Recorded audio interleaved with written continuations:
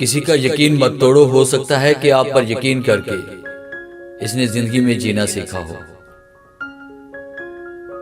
जिंदगी में हमेशा वो लोग पुरसुकून रहते हैं जो पूरी ना होने वाली ख्वाहिशों से ज्यादा उन नेमतों पर शुक्र करते हैं जो उन्हें परवरदिगार आलम ने अता की है। मुसीबत में घिरे बंदे को सबसे पहले मदद की जरूरत होती है। नसीहत का फरीजा बाद में भी अदा किया जा सकता है। ये बात हमेशा याद रखना, तुम बहुत खास हो, क्योंकि तुम्हारा किरदार तुमसे बेहतर कोई अदा नहीं कर सकता।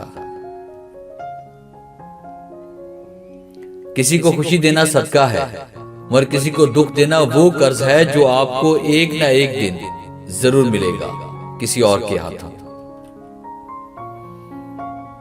किसी और की कीमत को कम करके आप अपना मुकाम नहीं बढ़ा सकते। इंसान भी कितना अजीब है ना, जिंदगी में हाल तक नहीं पूछता और फिर मरने के बाद कब्र पर जा जाकर रोता है। जो अपना किरदार संवारने में लग जाते हैं उनके पास दूसरों पे उंगलियां उठाने का टाइम नहीं होता। मफाद परस्ती की सोच किसी नजरिया को नहीं मानती, सिर्फ अपनी जरूरतों और ख्वाहिशों की पैरवी करती है। इखलाक के पीछे किरदार का होना लाजमी है। मुंह की मिठास और चेहरे की मुस्कुराहट को हरगिज इखलाक नहीं कहते। कुछ लोगों के सीनों में दिल की मौजूदगी का पहला एहसास उनको दिल का दौरा पड़ने पर ही होता है। किसी शख्स की मदद करने का सबसे आसान तरीका यह है कि आप इसे अच्छे लफ्जों का तोहफा दें जिससे इसका हौसला बढ़े।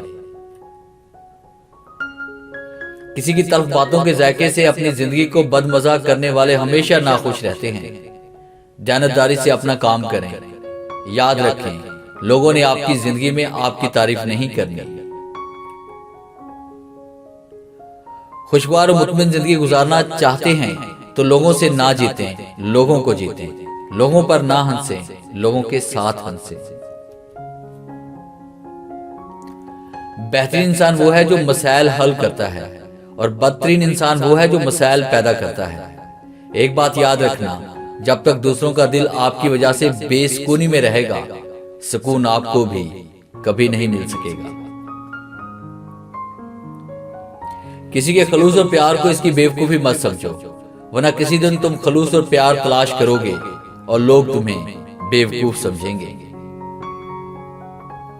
हक और हकीकत को तलाश करना पड़ता है, अफवाहें तो घर बैठे आप तक पहुंच जाती हैं।